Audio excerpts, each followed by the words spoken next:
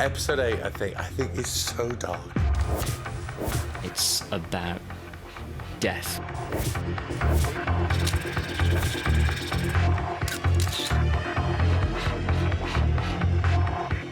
It's reincarnation. This is about old friends returning. This is about the what-ifs. It's about mortality. It's about our own fragility. Who are you? I'm just trying to help, sweetheart. I'm just trying to... I want my mum. If you could come back for a couple of seconds, which would you want to? Alex, you were attacked. You know who it was? Who attacked you? It's about what we can never have, which is speaking to somebody who's gone to the other side and then come back again.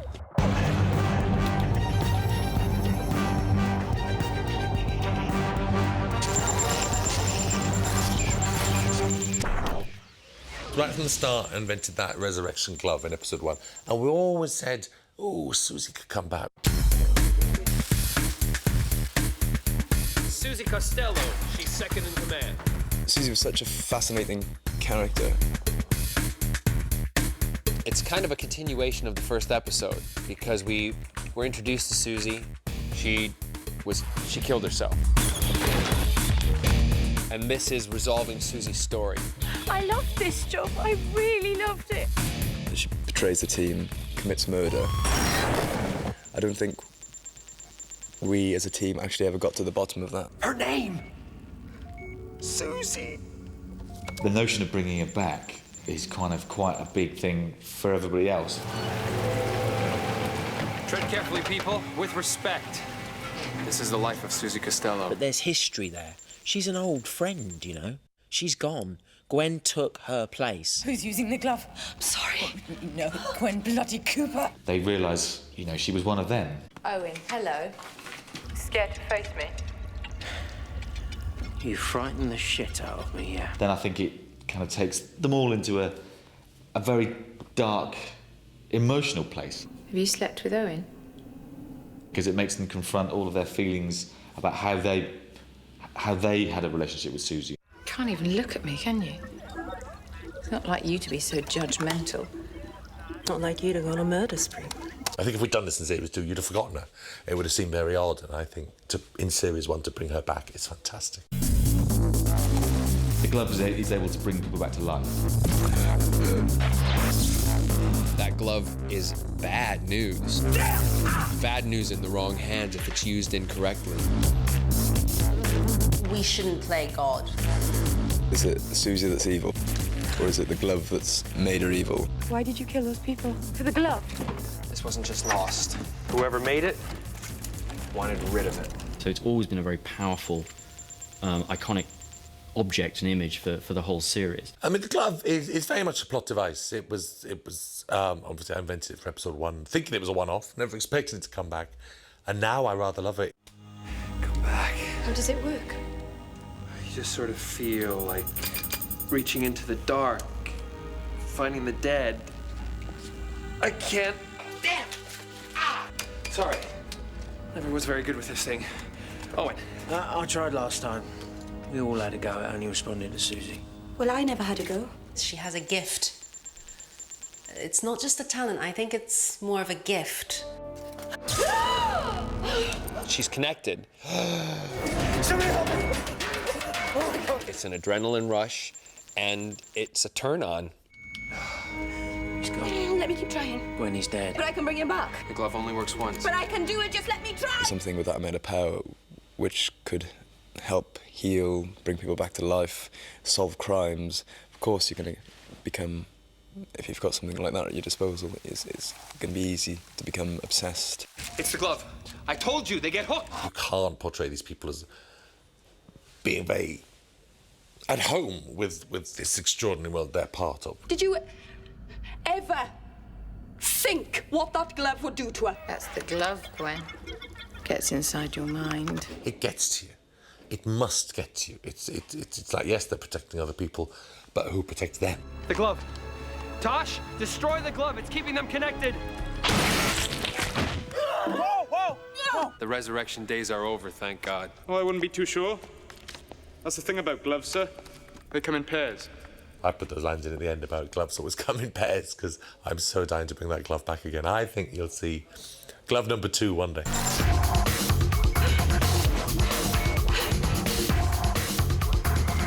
In between episodes 1 and 2 of Torchwood, what we never really deal with, because we just want to get on with the setting up a new series there, is how Gwen must feel about Susie. Hello again. She has replaced her, that she is the new girl, that actually this woman shot herself in front of her. No, it's not Gwen's fault, but you would think it was your fault. That's human nature, is to think, oh, it's all my fault. I set all that in motion.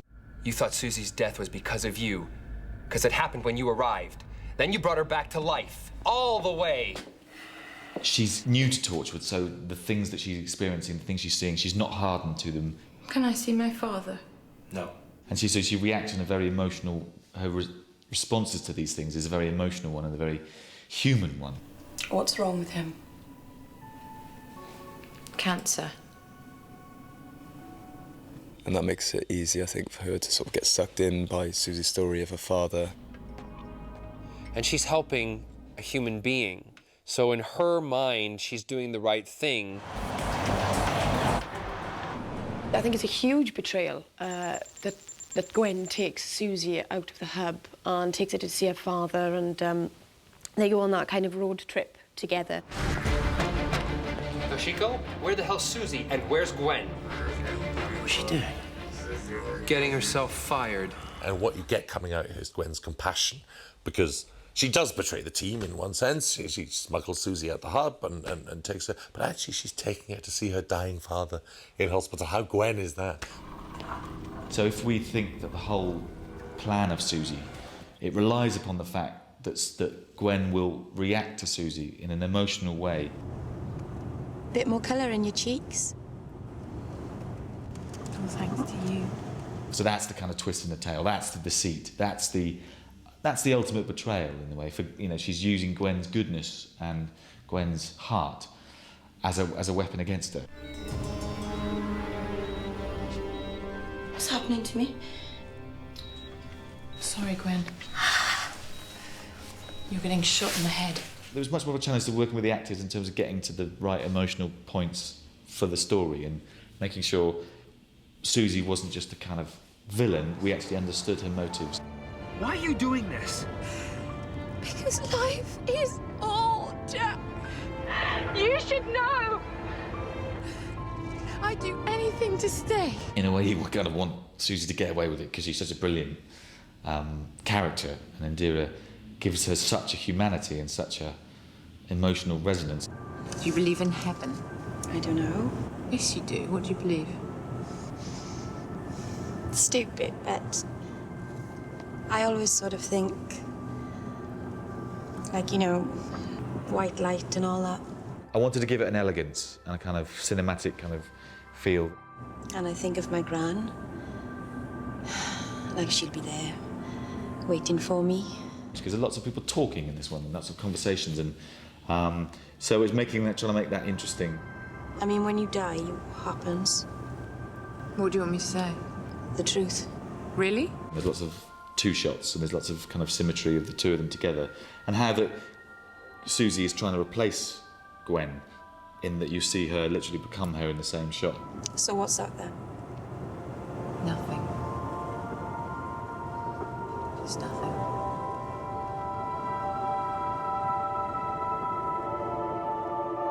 You always start some episodes, most episodes, with images. You just think, there's the plot and there's the story and there's the characters, but sometimes you're driven by images, and this was always those two women in that car at night.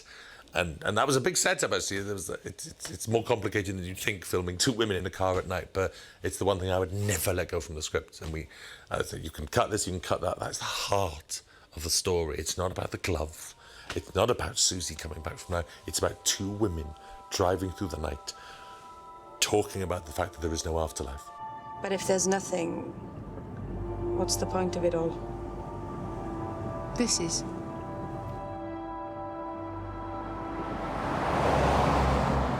I love it. I absolutely love it. It's not something Torchwood can do all the time, because I think we'd be the most miserable series on earth if we were this dark all the time. But, I'm so proud of it. I think it's my favourite episode. Episode 9, a very different episode compared to what we're used to on Torchwood. Hi, I'm Eugene Jones. He's got a bad opinion of himself, and he's not all that, you know, not much self-esteem. Hi, And then he gets sort of dragged into this world which he's so inquisitive about. what it is, but it's this... And then he investigates his own death. It's quite a sort of moving story, really.